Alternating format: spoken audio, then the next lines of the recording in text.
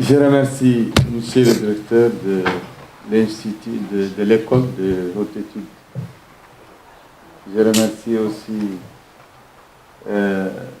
mon ami Benedetta aussi et tous les autres académiciens qui ont voulu nous donner la parole aujourd'hui ici. Et mon ami Ali Bouzou. Et remercie aussi le public qui est venu des quartiers et banlieues de Paris, tout en remerciant toutes les personnalités scientifiques, ici les amis qui sont venus des pays ici environnants de France, des villes aussi de l'intérieur de la France. Tout d'abord, l'esclavage, pour nous, n'est pas si éloigné. Moi-même, ma grand-mère a vécu toute sa vie comme esclave, ma grand-mère paternelle. Mon père était esclave déjà lorsqu'il était dans le ventre de sa mère. C'est la loi chez nous, une loi toujours en vigueur, une loi défendue encore par une autre loi votée en 2017 qui interdit de critiquer la version locale de la charia islamique qui autorise, justifie, légitime, sacralise et codifie l'esclavage chez nous. Bon, c'est un code négrier pour moi, un code d'esclavage. Le code qui a été aboli ici en Europe. Mais son abolition en Europe, moi, il faut toujours encore continuer à lutter pour que cette abolition soit effective, que ce soit en Europe ou en Amérique. De toutes les manières, la République islamique de Mauritanie considère ce que moi je considère comme un code d'esclavage et que j'ai décidé d'incinérer dans un acte public volontaire et subversif, car les esclaves,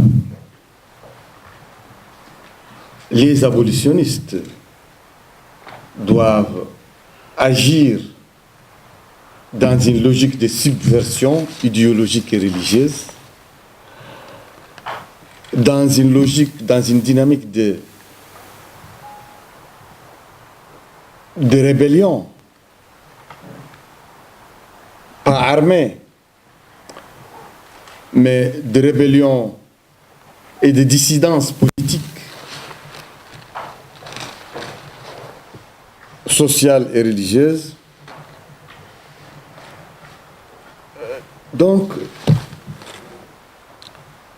l'esclavage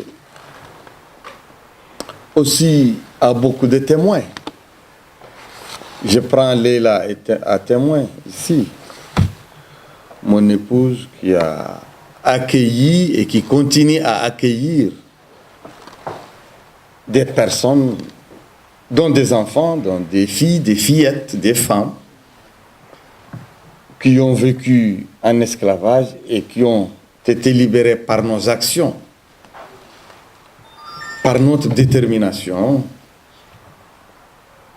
des actions et des déterminations qui nous ont valu toujours la violence indicible du pouvoir politique, le pouvoir protecteur des relations sociales esclavagistes.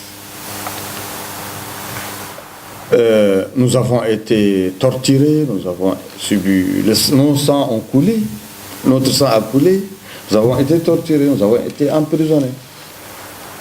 Elle ne peut pas user de son œil gauche à cause d'une grenade lacrymogène qu'il a foudroyée, pourtant, dans une action répressive organisée par l'État mauritanien, par des forces de sécurité mauritaniennes, de la police mauritanienne qui bénéficient des trainings, de la formation, de l'appui en formation, en savoir-faire de la police française, de la police américaine, de l'argent du contribuable européen que vous êtes ici. Nous sommes en confrontation avec le monde, nous, les esclaves. Le monde est ligué contre nous, la diplomatie française, comme la diplomatie de l'Union européenne, est une diplomatie mercantiliste. Elle est... Bon, on ne reconnaît pas toutes les révolutions françaises qui s'adressaient à l'humanité dans l'action des responsables français. On ne reconnaît pas les principes qui ont fondé l'Europe dans le traitement de l'Union européenne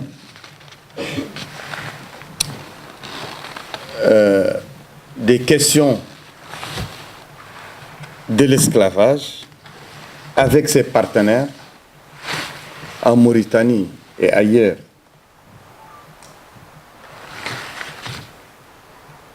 Bon, ces fillettes, ces filles, ces femmes qui ont été libérées de l'esclavage,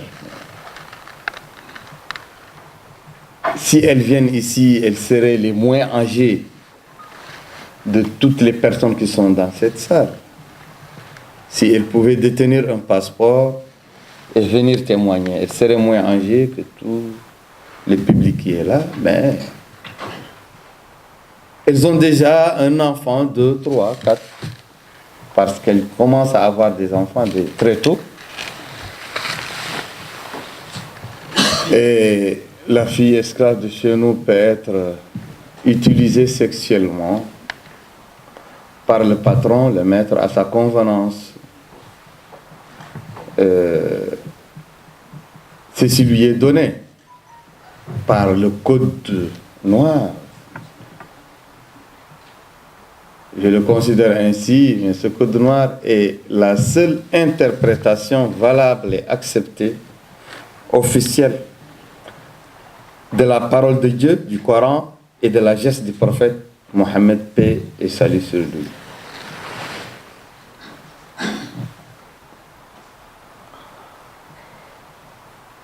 Il faut aussi avoir une idée de compassion, idée de solidarité avec toutes ces personnes esclaves. Ici en Afrique de l'Ouest, on a vu leurs photos défiler sur les réseaux sociaux. Des personnes qui ont subi une violence indescriptible de leur maître, de leur possesseur. C'est au Mali, c'est aussi dans certaines localités de la Mauritanie. L'esclavage que beaucoup d'intellectuels, beaucoup de leaders africains, indépendantistes, de leaders afro-américains, abolitionnistes, des leaders anti-impérialistes africains, voudraient que l'esclavage soit seulement la traite atlantique, la traite triangulaire, un forfait de l'homme blanc. Je pense que la dénonciation de la traite atlantique n'a jamais été assez dénoncée. Pour moi, elle n'a pas été assez dénoncée. Elle n'a pas été assez déconstruite. Elle n'a pas été assez reconnue. Mais il y a d'autres traites que les Africains veulent passer toujours sous silence. La traite interne en Afrique. Mais des Noirs africains ont réduit des Noirs africains à l'esclavage à une échelle très grande. Les esclaves étaient l'objet de sacrifices. au sein des peuples africains, de tous les sévices. Il continue, quand même dans notre Sahel, dans notre Afrique de l'Ouest, l'esclavage continue sous certaines formes, et même sous des formes très atroces, comme vous l'avez vu dans certains milieux soninké, au Mali, à l'est, au sud-ouest, au sud-est de la Mauritanie. Peut-être il y a des témoins même dans la salle. Il y a aussi l'esclavage arabo-musulman, la traite arabo-musulmane. On dirait qu'elle n'est pas reconnue. Mais avant la traite arabo-musulmane, il y a les zones de croisement.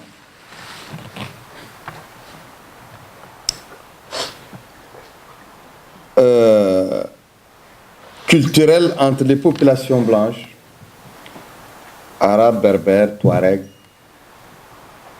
d'une part, et les populations noires subsahariennes d'une part. La bande sahélienne jusqu'à la mer Rouge, mais au-delà, jusqu'en Arabie. Cet esclavage et l'esclavage, les trois esclavages, que ce soit l'esclavage interne en Afrique, l'esclavage arabo-musulman et l'esclavage dans ces zones de croisement entre subsahariens et grands nomades, arabes ou arabophones ou arabophiles. Je pense que tous ces esclavages, tous ces trois esclavages ne sont pas encore combattus, ni déconstruits, ni remis en cause. L'actualité et la surgence de l'esclavage en Mauritanie rend compte de la légitimité sociale et religieuse de l'institution de l'esclavage dans le monde arabo-musulman.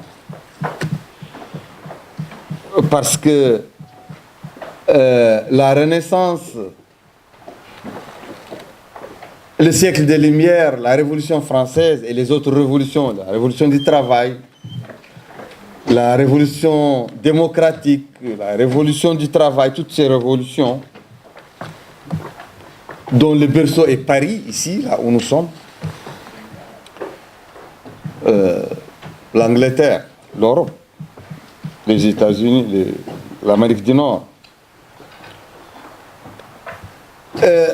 À travers les livres, les élites africaines et arabo-musulmanes ont pu se rendre compte de ces révolutions, de ces changements.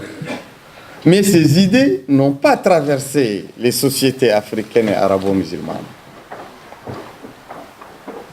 Il nous reste encore notre Renaissance, notre siècle des Lumières et nos différentes révolutions, dont la révolution mère, la révolution française, qui a institué les droits de l'homme et du citoyen.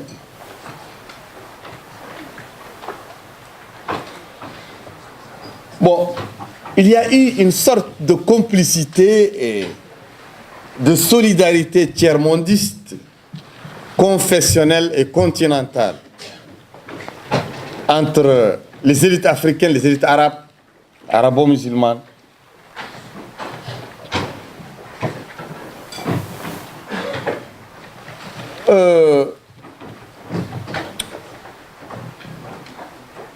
pour se focaliser sur l'esclavage de l'homme blanc, la traite atlantique,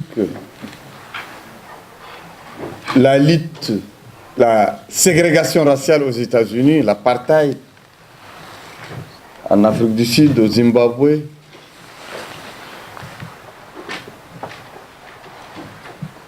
Et je pense que les élites du tiers-monde ont trahi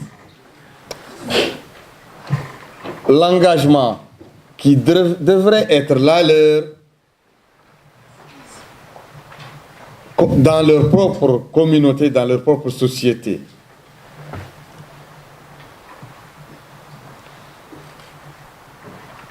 Moi, j'ai eu des difficultés à établir des relations sereines avec les Afro-Américains qui luttent pour le droit des Noirs aux États-Unis. Parce que ils s'offusquent quand je parle, quand je dis que les sociétés africaines ne sont pas idéales. Ils veulent sublimer l'Afrique. Ils veulent dire que le mal, c'est l'homme blanc. Mais pour moi, il n'est pas le seul. Ce sont tous les hommes, toutes les communautés des hommes, toutes les cultures sont habitées par le bien et le mal.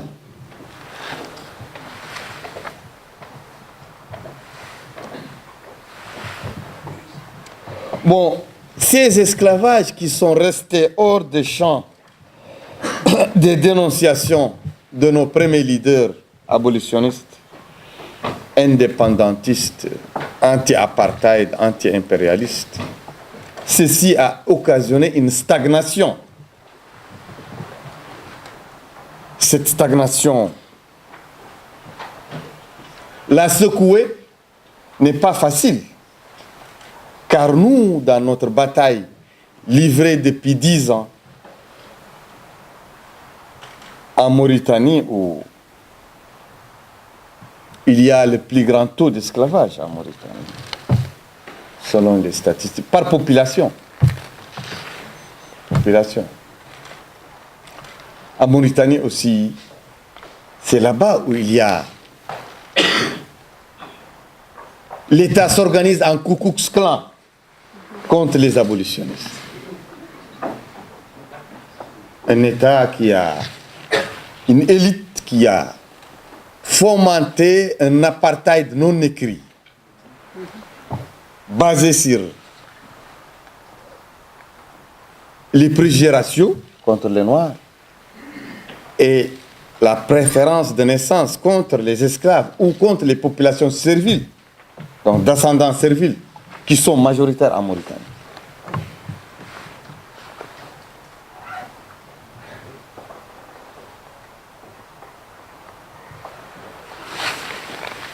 Ce qui se passe en Mauritanie rend compte de la réalité dans toutes les sociétés arabo-musulmanes. Ce qui se passe au Mali, au Niger, au Tchad. Bon, la petite vidéo de CNN n'est que la face visible de l'iceberg.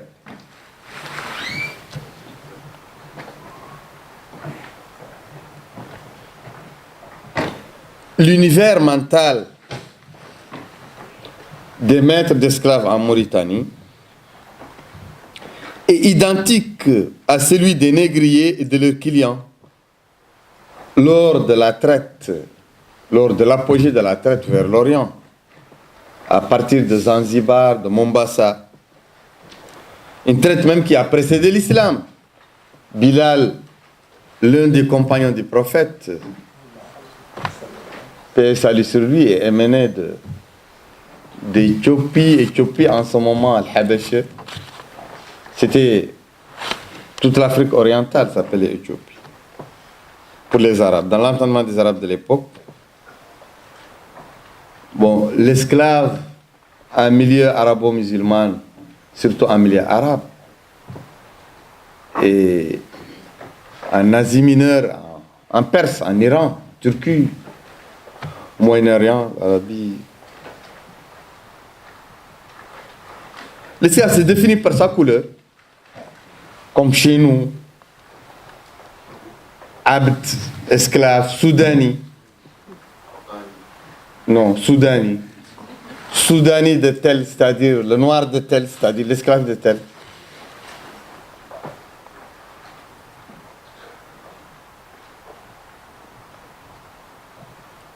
L'épiderme joue un grand rôle dans cette perception.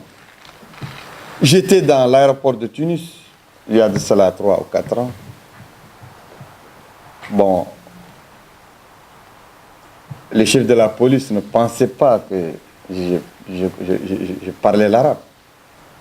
Pensaient que je suis un subsaharien.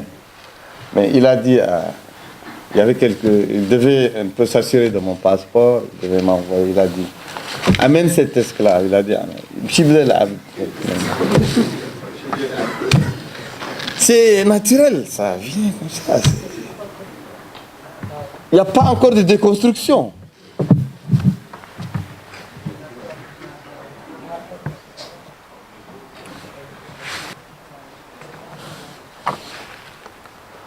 Bon, je vais passer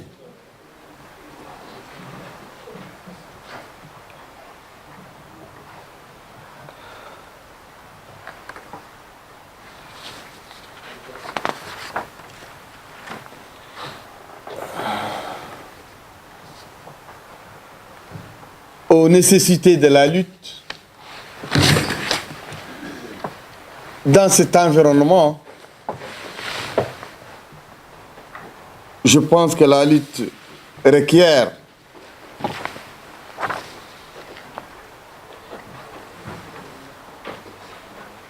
une certaine fougue, une certaine arrogance de la part des populations ou des personnes esclaves engagées dans la lutte, dans cette lutte.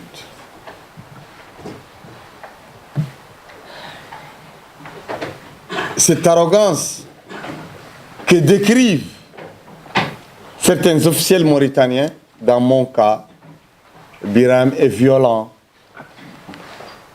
Biram appelle à la guerre. Mais curieusement, il y a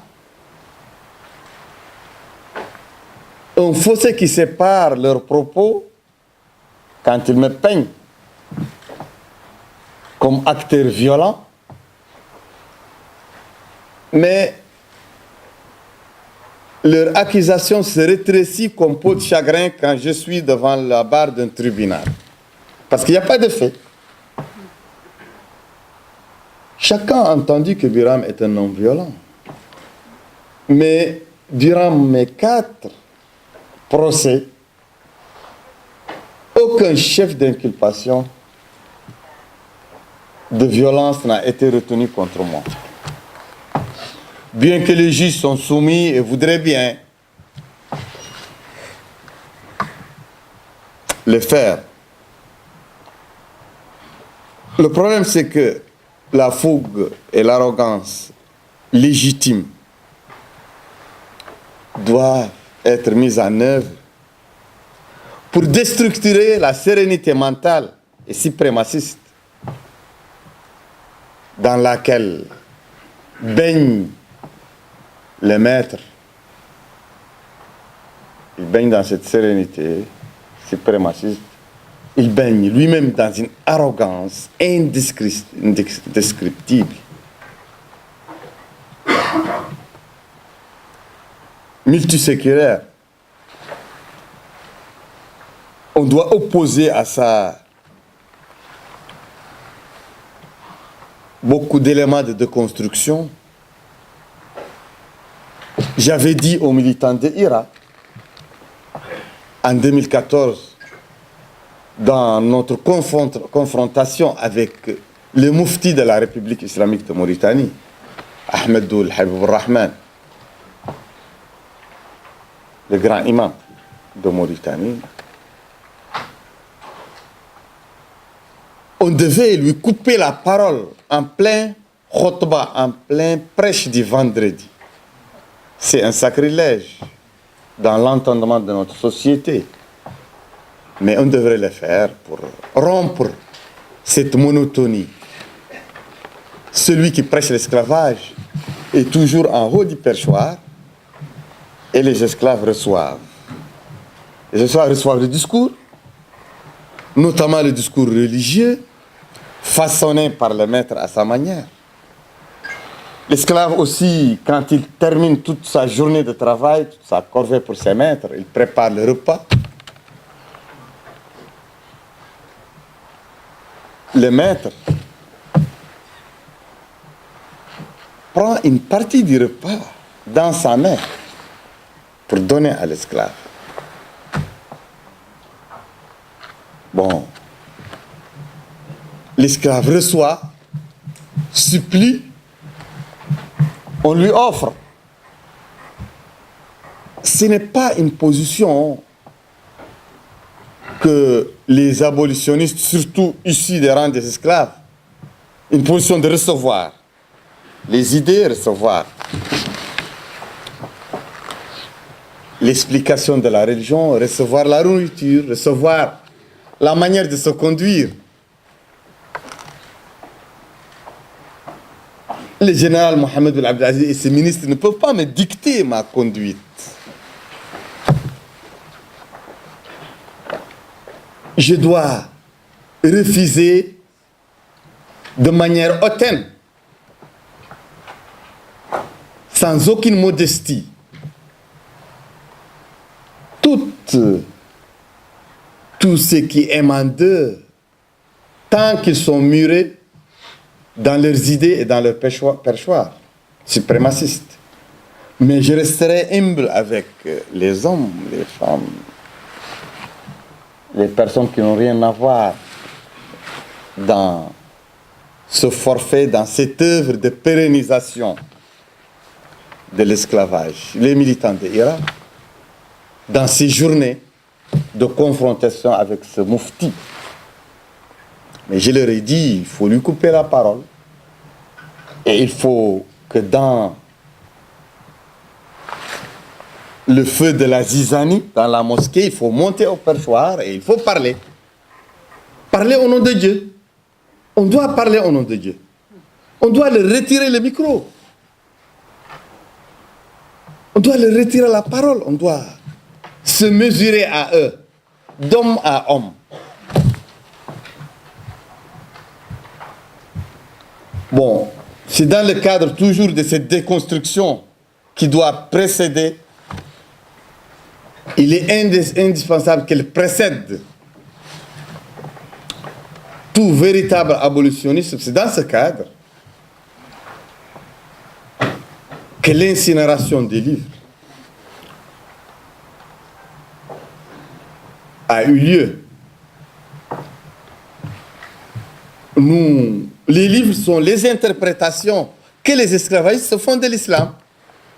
Bon, il faut piétiner le cendre des livres pour donner une nouvelle version aux esclaves et aux maîtres qui sont aliénés.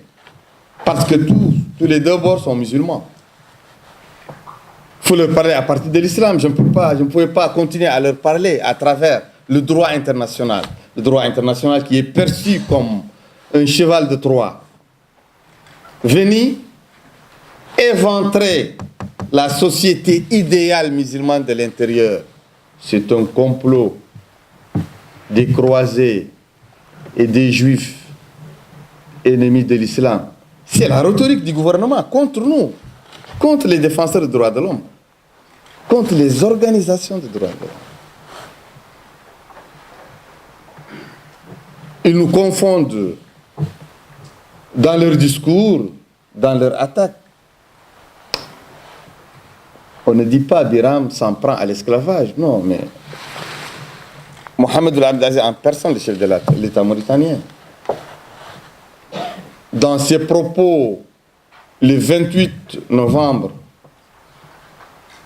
2015, lorsque j'étais en prison,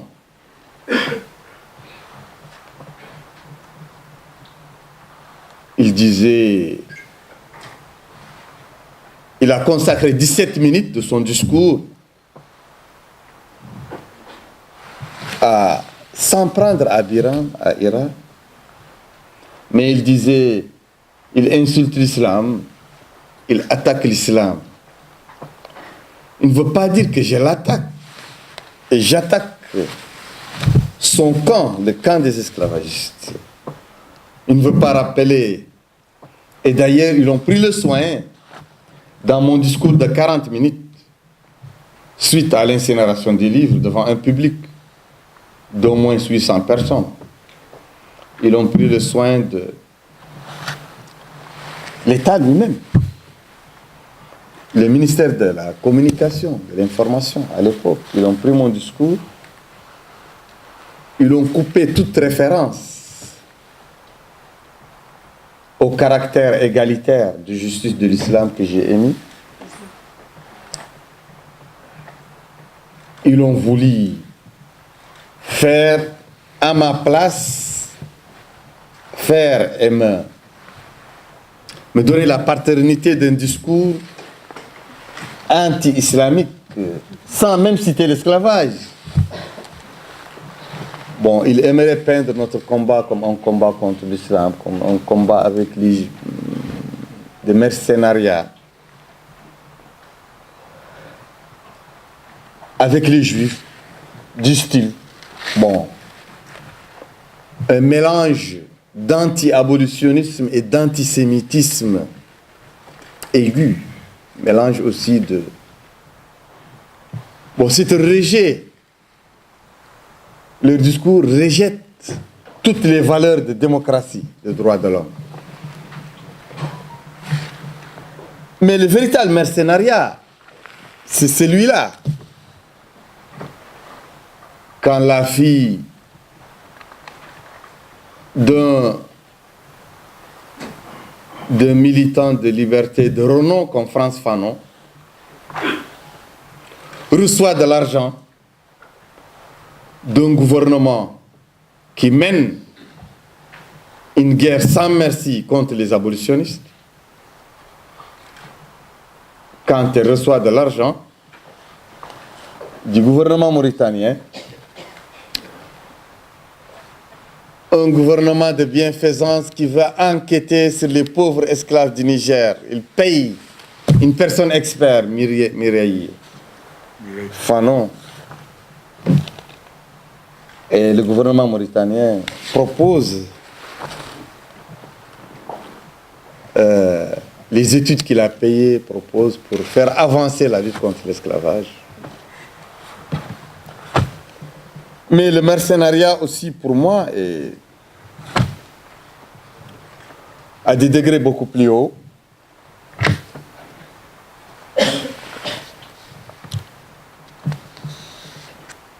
Quand toutes les diplomaties occidentales n'osent pas rappeler à certains gouvernements les principes qui les fondent et qui sont contre l'esclavage, contre la persécution des militants anti-esclavagistes. Je m'excuse beaucoup, je n'ai pas pu organiser ma communication à cause des voyages et des déplacements. C'est pourquoi j'ai peaufiné quelques idées clés et c'est ce que j'ai essayé de vous rendre. Je vous remercie.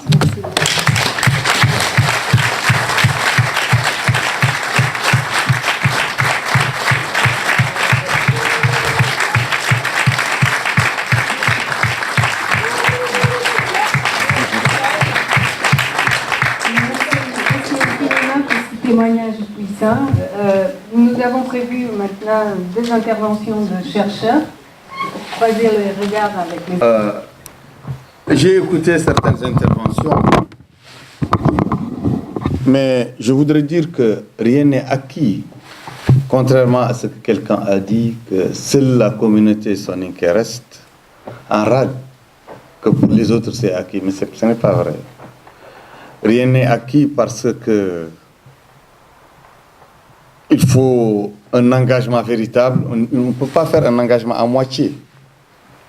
Gambanaho en Mauritanie est partagé, une partie de Gambanaho qui parle au nom de Gambanaho, et avec le pouvoir, dans les cercles du pouvoir, dans le parti au pouvoir, et milite pour la pérennisation de ce système, de ce gouvernement. Vous ne pouvez pas réussir comme ça. Donc il faut que les gens se positionnent non seulement sur le plan ethnique.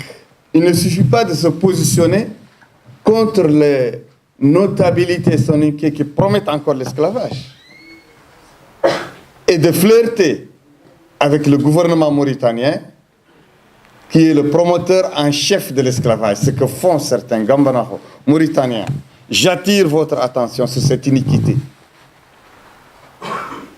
Il faut se ressaisir. Par ailleurs, je pense qu'il faut développer tous les compartiments de la lutte globale contre l'esclavage. Par exemple, nous, j'étais à SOS Esclaves, j'ai quitté SOS Esclaves parce que je devais sentir une marche, une véritable marche vers la liberté. Pas des petits pas dans des compartiments donnés. Donc, il faut identifier les routes. On a identifié dans l'Irak qu'il faut cibler les systèmes de légitimation religieuse. Il faut rentrer en confrontation systématique avec non seulement le système de valeurs global, mais l'institution religieuse qui en est l'ossature, c'est l'ossature de la légitimation. Vous ne pouvez pas rester ami des marabouts, demander aux marabouts de vous bénir et de vous amener au paradis, en même temps combattre l'esclavage. C'est contradictoire.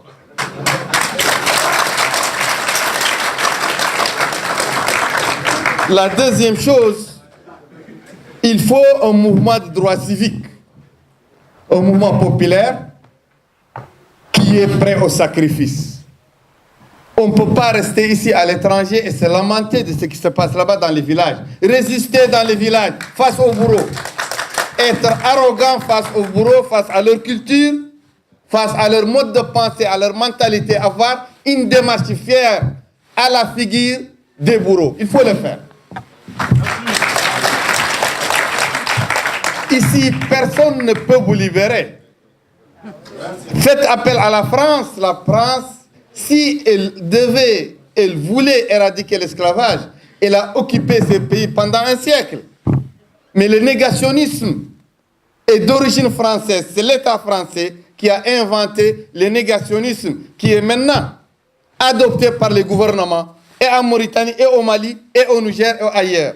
La France, sa gouvernance dans le Sahel, en Afrique de l'Ouest, elle est la source de pérennisation de l'esclavage. Et je vois le retour de cette vision, encore avec beaucoup plus d'arrogance, ces derniers temps. Je n'ai pas oublié les propos tenus par de hauts responsables français concernant mon arrestation.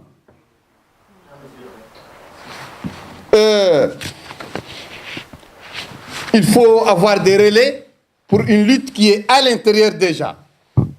Il faut faire un face-à-face avec les esclavagistes, avec leur système. Il faut avoir, après ça, il faut avoir des relais comme nous. On a IRA France, IRA Belgique, IRA Allemagne, IRA Espagne, IRA Italie, IRA Hollande, IRA États-Unis, IRA Côte d'Ivoire, IRA Mali, IRA Sénégal, IRA Canada. Bon, on ne peut pas, pour appeler les gens, c'est pourquoi ce réseau IRA fait un travail extraordinaire pour relayer notre action à l'intérieur. Mais il ne peut pas relayer le néant. Ils ne peuvent pas relayer les lamentations. Ils peuvent relayer un travail concret sur le terrain. Pour qu'ils questionnent leur mission diplomatique, leur ambassadeur là-bas, qu'ils questionnent leur gouvernement. Je pense qu'il faut aussi changer tout le mode de vie, toutes les mentalités, tout le système de valeurs qui est basé sur l'esclavage chez nous, dans nos pays, dans nos sociétés. Et pour cela, il faut proposer une alternative de gouvernance, une alternative politique. C'est ce que IRA a fait, c'est ce que j'ai fait, nous avons fait à travers notre tentative, certainement réussie, de prendre le pouvoir par la voie démocratique en Mauritanie en 2019. Je vous remercie.